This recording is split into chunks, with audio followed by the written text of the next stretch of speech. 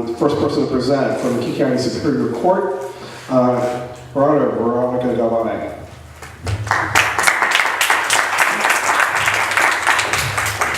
Thank you very much for allowing me the time to come and speak to you today. I'm Judge Veronica Galvan. I was appointed in December of 2014 to King County Superior Court. Prior to that, many of you may remember me as 2 years ago I won a contested election for my seat for which I was an incumbent for 6 years, Des Moines Municipal Court. I have been a judicial officer for 12 years. I love to tell people I started when I was 15. I was a child prodigy. Nevertheless, I have been now on the Superior Court bench for 3 months, and as you know, once we're appointed, we have to run to retain our position, and then we have to run for the regular term. So you will be seeing me 2 years in a row. I do not, at this time, have any known opponents. I have not heard rumors of any. I do not anticipate any. But as you know, judicial officers have a very slim chance an opportunity to come and talk to your districts, in partisan districts. So I'm taking that opportunity now. I was born in Bremerton, Washington, raised in the Yakima Valley. My father picked fruit for a living. So I am quintessentially the American dream here before you. Again, you can find out a lot more about me if you just Google me, Veronica A. Galvan. I'm very active on social media, Twitter, Instagram, LO, pretty much any type of social media you can think of.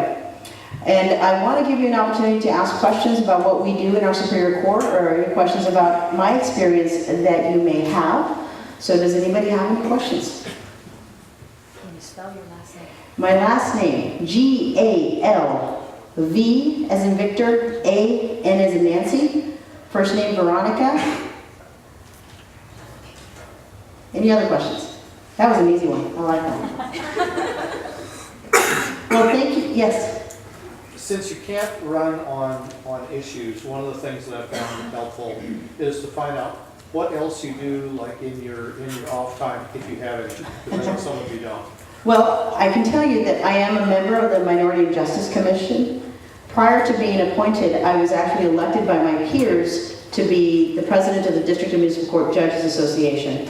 So I am familiar with many of the issues that impact our court budget, some of the internal issues that we have in the courts, because for the last 5 years I've been on policy making bodies at the statewide level that has been addressing those issues. I'm also an individual who believes that we should be out in the public, be accessible to people and talking. Well, we cannot address issues specifically. People need to understand that our role as judges is not a partisan role. We do not owe an allegiance to a party, to a person, to a geographic location. Ultimately, the allegiance that we owe is to the Constitution and to the principles of justice. And I believe that we should talk about what our role is, because I think so many people are really unaware of what the role of the judicial branch of government is. And, you know, we're that one branch that's not going to make everybody happy.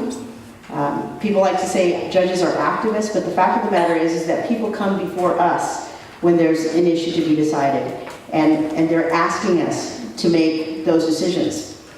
Justice is very nuanced. It's not as easy as people would have you believe, or as easy as they put it in a newspaper. But I certainly invite people who are interested in learning about our court. I'm currently stationed at the RJC in Kent, courtroom 4C. Our courts are open to the public, and I would welcome you to come and take a look at what your judges are doing and the kind of work that we do.